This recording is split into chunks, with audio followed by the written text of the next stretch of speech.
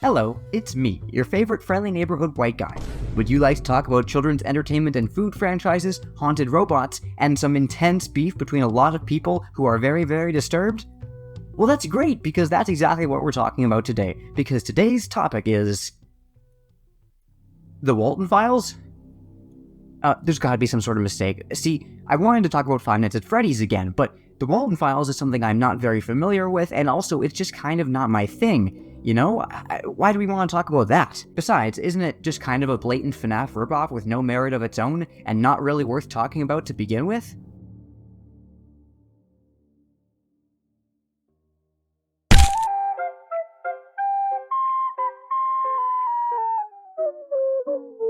The Walten Files is one of my favorite pieces of media that's releasing right now. Well, I say right now, but the fact of the matter is there actually hasn't been a new installment in quite some time, and I know that because I'm saying that now, as I'm making this video, there's probably going to be a new installment that drops. But I'm not changing this video if that happens. I am not changing this video if that happens! The Walten Files started in 2020 as an analog horror series created by Martin Walls, and ever since, it's seen some immense popularity, thanks to its engaging story, its terrifying scares, and its fantastic art style. I don't really know how to describe its art style, but it's very unique, and you know it when you see it, and I just really like it. Like, this looks pretty cool, right? Like, I'm not the only one who thinks this is a pretty cool art style. I don't know anything about art, please just agree with me. The story's scares come from the deep, intricate interpersonal relationships that it showcases, and it shows how personal lives can become really frightening if we let our own personal demons fester. But of course, in the series' wake, there's been a lot of people who refuse to touch it because they see it as a blatant FNAF ripoff or copy. And Martin Walls has specifically said that he wants his unique creation to be seen as its own thing, separate from Five Nights at Freddy's. So obviously, I think he would really not like it if we were to just spend an entire YouTube video comparing the two series and talking about what makes them so similar and different. He probably wouldn't like us to compare them very much. He definitely wouldn't like us to compare them very much.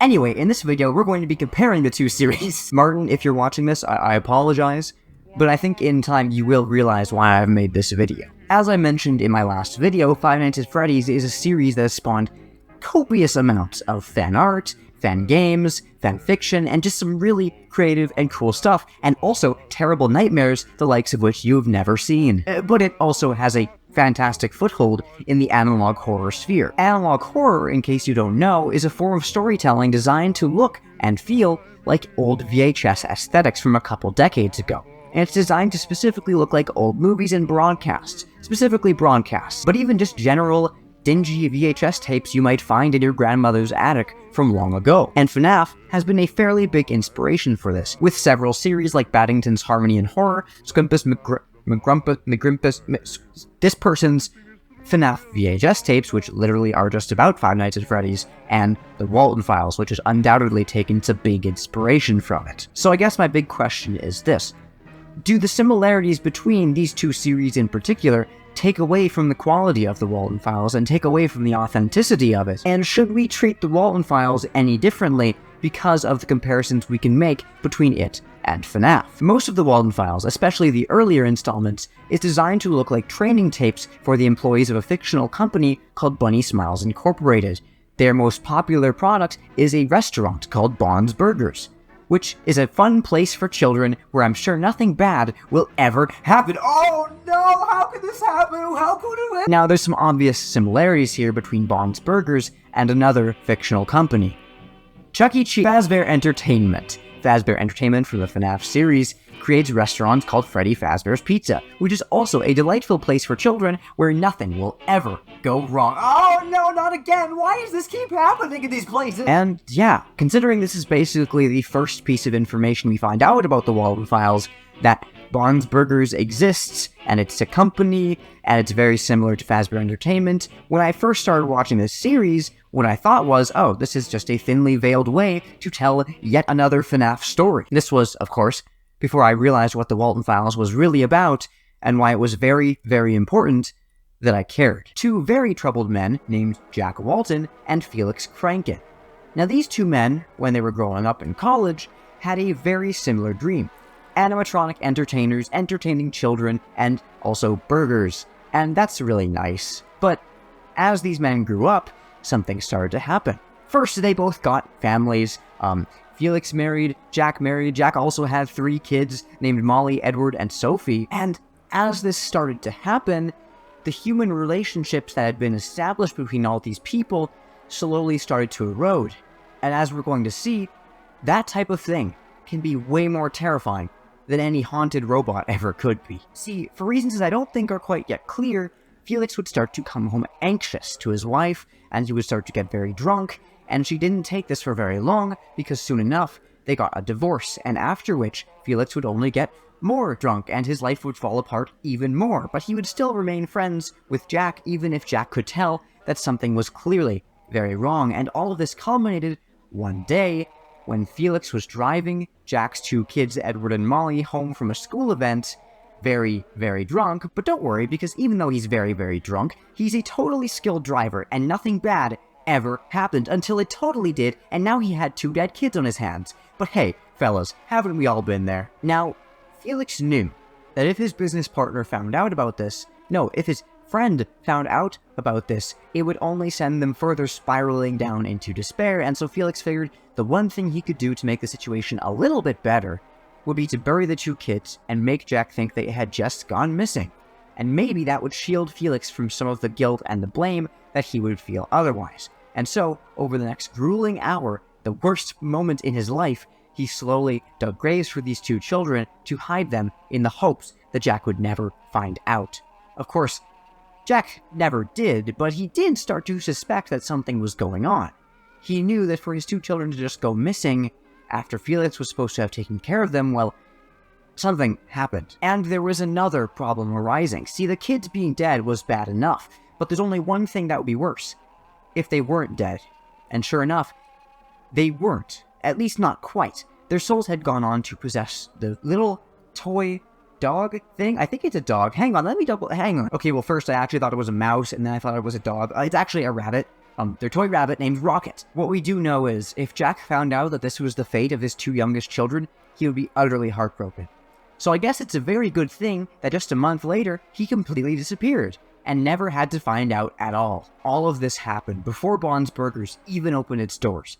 So you can imagine that when it did open its doors, it did not go well, and it was very much primed for failure. Felix was left to run the restaurant on its own after Jack completely disappeared, and now Felix had this massive guilt weighing on his mind. By the 3rd day that Bond's Burgers was open, Felix had just stayed home. He did not want anything more to deal with this because of just being racked with grief. That night, a woman named Susan Woodings was performing maintenance on the Bond animatronic after noticing that it was acting pretty strangely earlier in the day. He wanted to tear her apart, so it did. And we don't really know why this happened. We don't know why the Bond animatronic started acting malicious, but it may have had something to do with Jack's disappearance just a little while prior. We just don't know yet. From here, things just get even worse. Rosemary Walten, Jack's wife, obviously wanting to know where her husband went, goes to Bond's Burgers and is also killed by Bond after being led there by a mysterious shadowy figure who told her that it could tell her where her husband had gone. Anyway, later the Bond's Burgers establishment just completely shuts down because things have gone totally terribly, and everyone involved with the project deems it a complete and utter failure. Everyone moves on, and the Walten Files story is over. At least, that's what I would have said if we could just leave our demons alone and just move on, but obviously we can't do that, and so, thanks to the choices of a few specific people, the Bond's Burgers story and the Walten Files story isn't quite over yet. See, even after everything involved with the restaurant was led to a storage facility and locked up, something about this place just called to people, and they couldn't avoid it. For instance, at first, 3 employees who were meant to sort of keep an eye on things were led into the storage facility, and only 2 came back out. I don't think I need to tell you what happened to the 3rd one.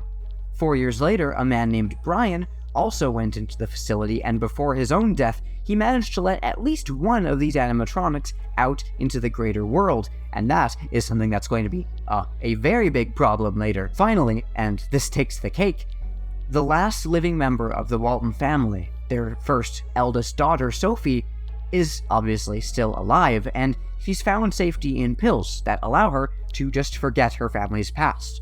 Because I wouldn't want to remember all that either. But one day, her friend shows her a video game by the old Bunny Smiles Incorporated company.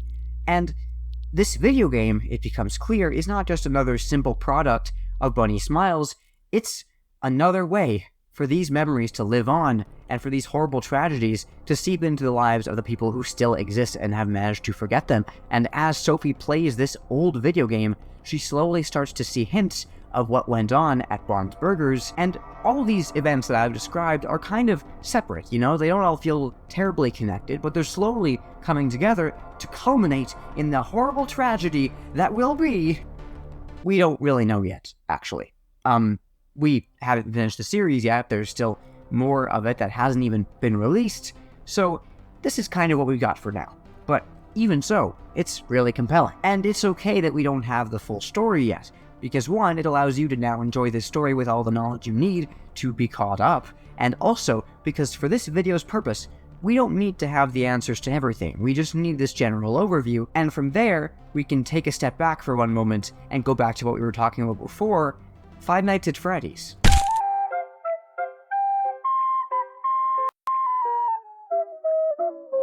I want to make myself very clear, this story is by no means a hidden gem. If it was, I would have just told you the story and told you to go support it, but I think there's more to it, and I think there's more I need to talk about. So I'm going to, and I think that in time you'll understand why. When I was looking for topics to make this video about, I was looking for something a little lesser known, something people didn't know about as much, so I could share it to people who'd never seen it before. And naturally, when I was looking, I came across a lot of things people had seen before, like the Walten Files, and the Mandela Catalog, and Baddington's videos. I was looking for analog horror stuff in particular, and I found it, but just stuff that people kind of already knew about. And so originally I was trying to come up with something else. But then I saw something really interesting about the Walten Files in particular that caused me to make this video. In a lot of old discussion threads and a lot of old forums that I went through, I saw a lot of people saying things like, the Walten Files is a FNAF copy with less creative designs, or if it weren't so derivative of FNAF, it would be better. And that got me thinking. It's hard to argue these series don't have similarities. Both are about men who try to start children's entertainment franchises before things go horribly wrong, and before they know it, their families are torn apart, their friends are isolated from them, and things go wrong there too, and also there's haunted robots probably, and there's a lot of employees who also have to venture into these places and end up getting a lot more than they bargained for. Yeah, there's tons of similarities here that make these series seem very similar, and I guess if you've already played FNAF, or you know of FNAF and you don't really care for it, then maybe this is a story you should sit out on and you shouldn't really experience for yourself at all. Is what I would say if I had to end this video right now and I didn't have any more time to explain myself, but I have all the time in the world and I can explain myself and I will explain myself, so you're gonna see why I like this series so much and why you should too, and we're gonna do that right now, so buckle up because here we go! I remember I wanted the Walten Files to work in a way that if you finish the final video in the series, you can look back at the first one and go, okay, yeah, this makes sense. I really don't like writing stories as they go, because then you have these little inconsistencies that make the narrative feel not quite right, so I wrote it down since day one. This is an excerpt that Martin Walls did with Know Your Meme, where he described where he came up with the idea for the series and how he feels about its massive popularity, and these do not strike me as the words of someone who's creating a derivative FNAF copy. These strike me as the words of someone who really cares about the story he's trying to tell, and who knows there's something about it that people are going to enjoy and find unique, and someone who took inspiration from FNAF's story, only to realize that people had already formed their own opinions on that story, and they'd also formed their own opinions on his as well, before he'd even finished it. And there's something really interesting, and I think kind of scary about that, because it shows how we interpret imitation and inspiration in media, and also, it's by far not the most famous example of this thing happening. Let me share some more. The 1999 film The Matrix was heavily influenced by a lot of things, especially Japanese animated films such as Ghost in the Shell and Akira, and to people who had seen those works when The Matrix came out, it seemed pretty derivative, and a lot of shots from that film and scenes and ideas from that film were kind of taken from those movies, and repurposed for this new story. And it's because of that a lot of people didn't really care to check out The Matrix. Now keep in mind, a lot more people did, and The Matrix has been hugely successful to this day, and it's told a very interesting, compelling, and original story, but it's interesting that that happened because of what happened next. This subset of people who didn't want to see The Matrix because they didn't think it was terribly original would remain, and The Matrix, on its own, would stir up an entire new concept in sci-fi and storytelling in general that many other movies would try and take and use for themselves in their own movies. And you could see The Matrix's influence on films from the next 20 years onward. So, it's really funny that when the Ghost in the Shell live-action remake came out a little later, there were several people who saw it as a ripoff of The Matrix and films like it, because it seemed so similar when Ghost in the Shell was actually the original. And that's so ironic that I find it really funny. But again, this is a great example of what I'm talking about. In the Walten Files, the focus is very clearly on the human stories of this world. FNAF had this too, to an extent, but not nearly as clearly. The Walten Files is very much about people who are existing in a world that's starting to be filled with creatures that are growing hostile to them, and their own grief. In FNAF, unless we're talking about the books or maybe the upcoming movie, the focus has always been on the animatronics, and the people have just been in the background behind the curtain. You look at any FNAF game, and the only time that we've seen people really in them, apart from 2D sprites, is in the latest Security Breach game. FNAF has always been more about the animatronics, at least when it comes to the story it's presenting to people. If you dig deeper, you can find stuff about the Afton family and the deep, dark secrets that are going on behind the surface, but that's not really what it showcases most prominently.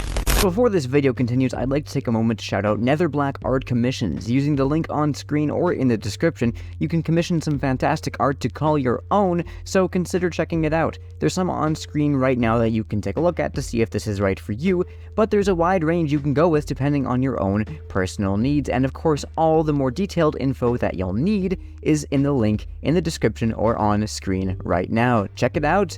Now let's get back to the video. I've tried to tell my own stories in the past a lot, and I always end up taking some inspiration from stories that I myself have experienced.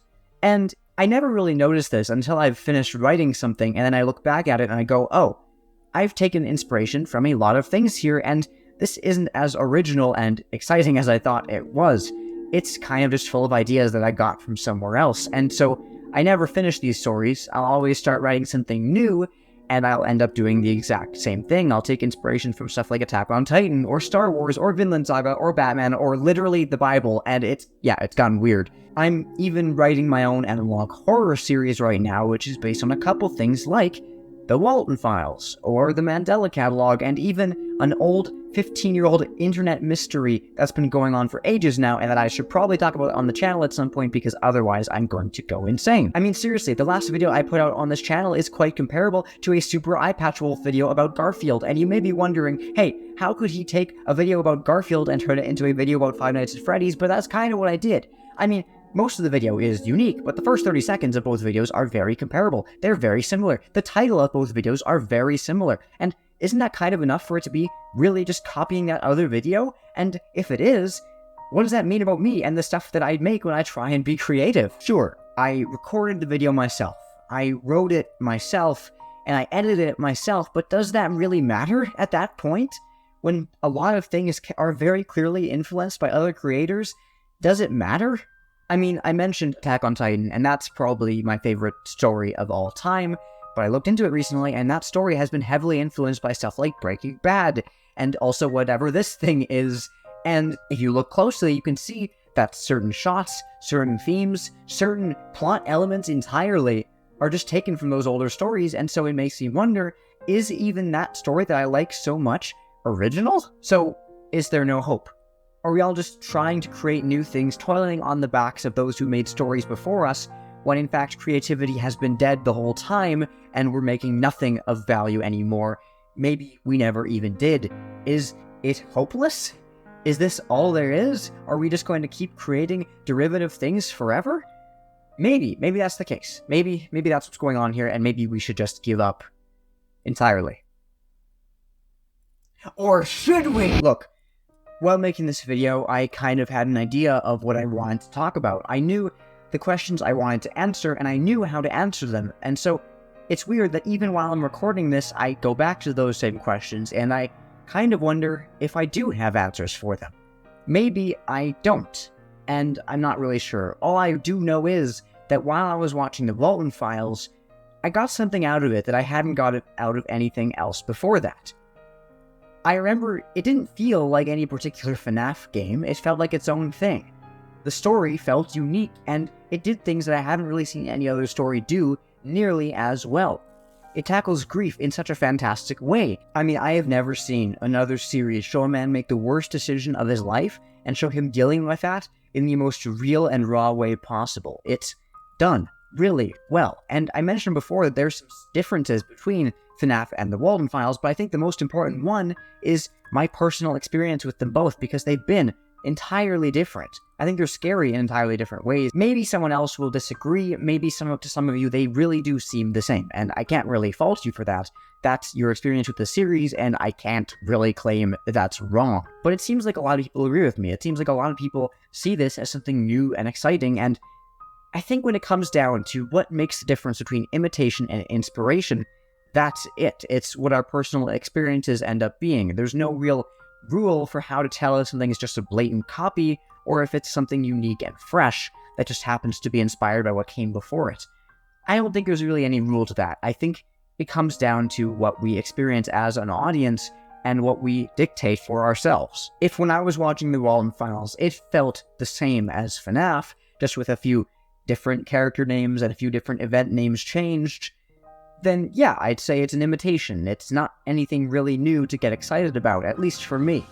But that's not what happened, and so I really think the only word that can be used to properly describe this series is inspired. And the fact that it's an entirely different medium also helps. The fact that it's not another game, it's an analog horror, so it already feels very different because of that. That can only help. But that's just a small piece of the puzzle. I think there's something deeper about the series that makes it fresh. I don't know if all this will make sense. Maybe it won't. I feel like I'm kind of rambling, even though all of this has been completely scripted out. It feels sort of like I'm just rambling on, trying to make sense of what I myself am thinking. And just in case that's what's going on here, I want to try and make myself as clear as I possibly can. I think it's okay to take inspiration from stories that you've experienced and really liked. There's tons of stuff that is literally just a copy of what came before it. That happens all the time. But it's my belief that if you make something, and you try to make something new, and you try to make something creative, I think you're going to do so.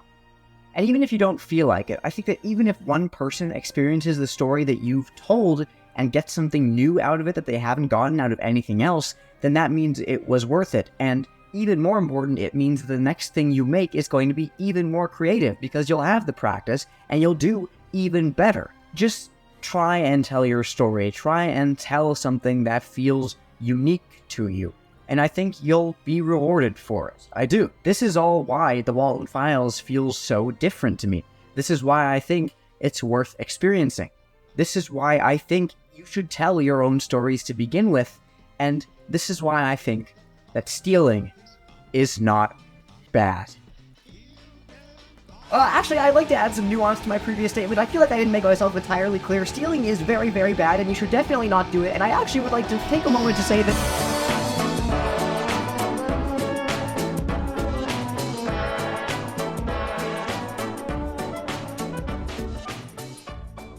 Hey, thanks for checking out the video all the way to the end. I'd like to give a special thank you to all the channel's patrons, including Connor Stearman, Sketch Arts, Evan Agradano, and Dogman83. Is he a dog? Is he a man? We may never know. If you would like your name in these credits and to see all of my videos several days early, consider becoming a Patreon with the link on screen or in the description. Thank you. I'll see you all again very soon. Bye-bye.